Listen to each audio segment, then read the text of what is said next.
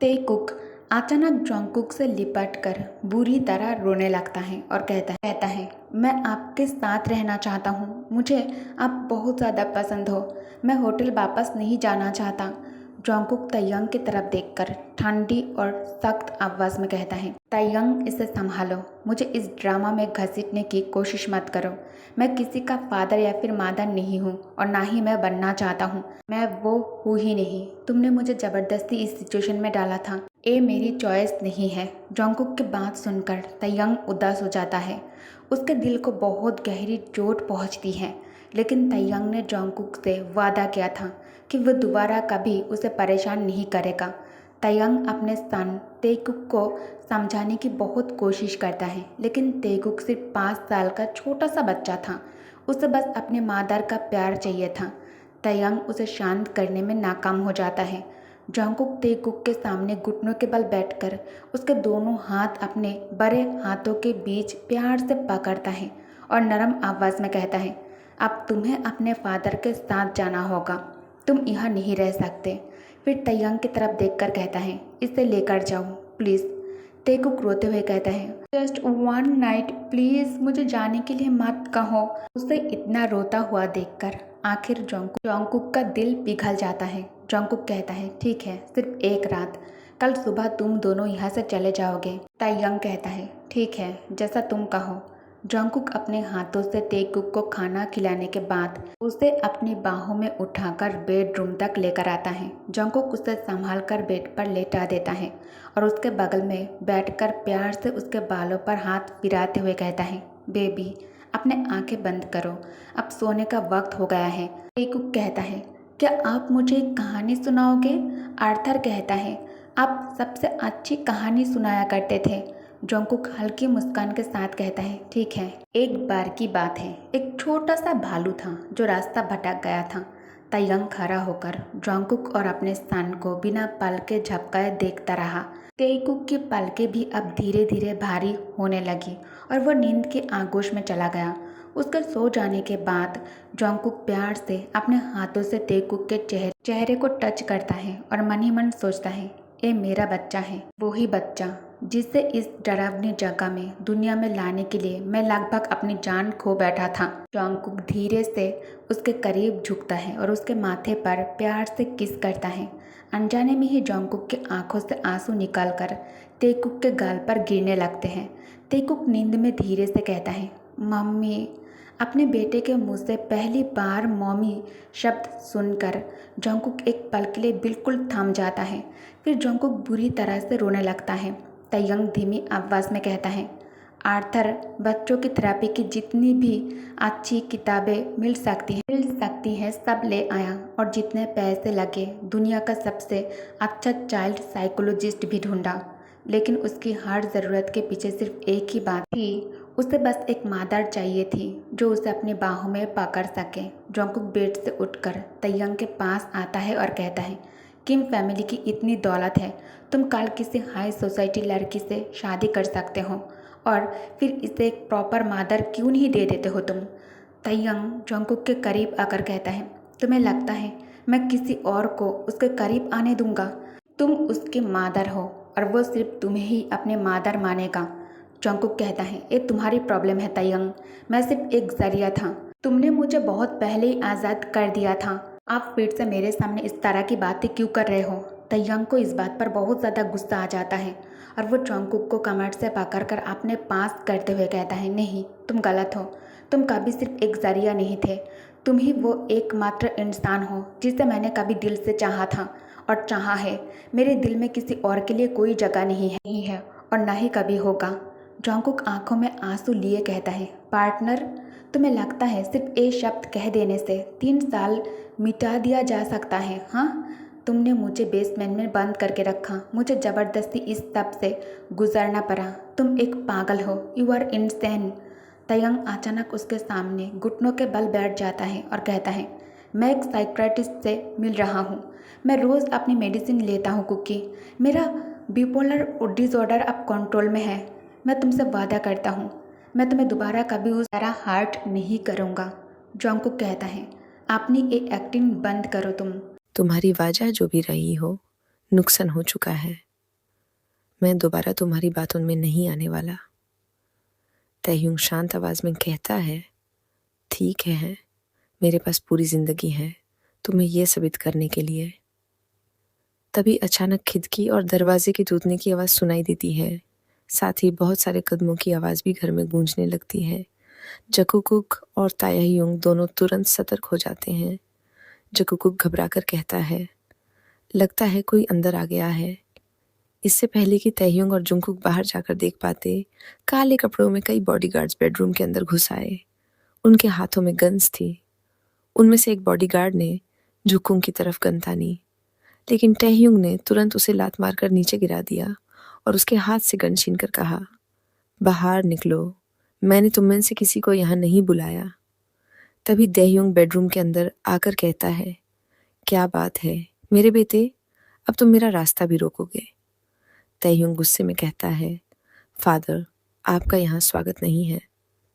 Mister किम हल्की हंसी के साथ कहता है, मैं देखने आया हूँ कि आखिर वो कैसा इंसान है जिसकी वजह से मेरे बेटे ने अपनी पूरी जिंदगी बर्बाद कर दी। मिस्टर किम सिर्फ एक इशारा करता है। उसके इशारे के साथ ही बॉडीगार्ड्स तैह्युंग को पकड़कर जबरदस्ती उसके फादर के सामने घुटनों पर बैठने पर मजबूर कर देते हैं।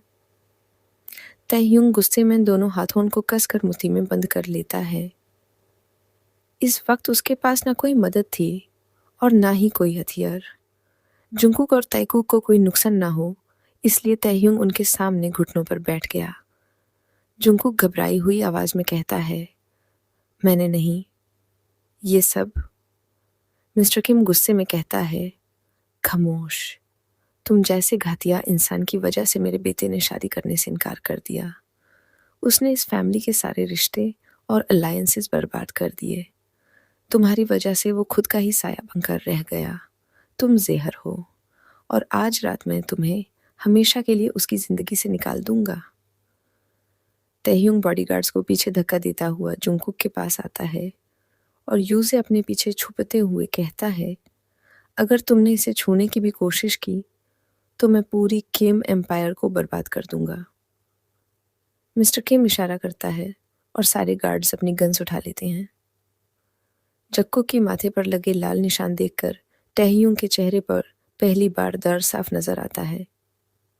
मिस्टर किम ठंडी आवाज में कहता है, मैं आज सिर्फ इसे खत्म नहीं करूंगा, मैं ये भी सुनिश्चित करूंगा कि तुम इसके हर पल को अपनी आंखों के सामने देखो।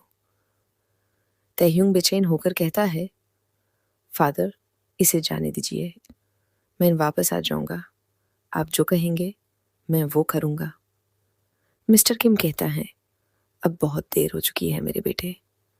इतना कहकर वो अपने हाथ में पकड़ी स्टिक को और कसकर पकड़ लेता है। उसके इशारे के साथ ही बॉडीगार्ड्स फायरिंग कर देते हैं। तैह्युंग तुरंत जुंगकुक को अपने पीछे कवर कर लेता है, जिसकी वजह से गोली तैह्युंग के सीने में लग जाती है। तैह्युंग को गोली लगते ही मिस्टर किम जोर से चिल्लाकर कहता है, फायरिंग रोको, क्या तुम्हें लगा मैं ट्रिगर नहीं दबाऊंगा? तैह्युंग के मुंह से खून निकलने लगता है। वो दर्द से खांसते हुए कहता है, तो फिर फायरिंग जारी रखो, हम दोनों साथ मरेंगे। मिस्टर किम गुस्से में कहता है, तुमने अपनी जिंदगी एक ऐसे इंसान के लिए बर्बाद कर दी जो सिर्फ तुम्हारे पैसे चाहता था। जुंगकुक मन ही मन सोचता है, वो सच में मरने वाला है। मैं खुद को बार बार समझाता हूँ कि मैं उसे नफरत करता हूँ, फिर उसे खोने का ख्याल मुझे इतना डरा क्यों रहा है? गोली की आवाज सुनकर तैकुक की नींद खुल जाती है। अपने फादर को खून से लथपथ देखकर तैकुक बुरी तरह डर जाता है। वो दौड़कर तैह्युंग के पैरों से लिपटकर रोने लगता है।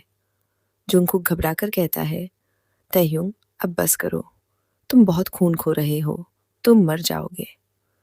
तैह्युंग बहुत मुश्किल से कहता है, डर मत कुकी, मैंने कहा था ना, मैं अपनी जिंदगी की कीमत चुकाने के लिए भी तैयार हूँ।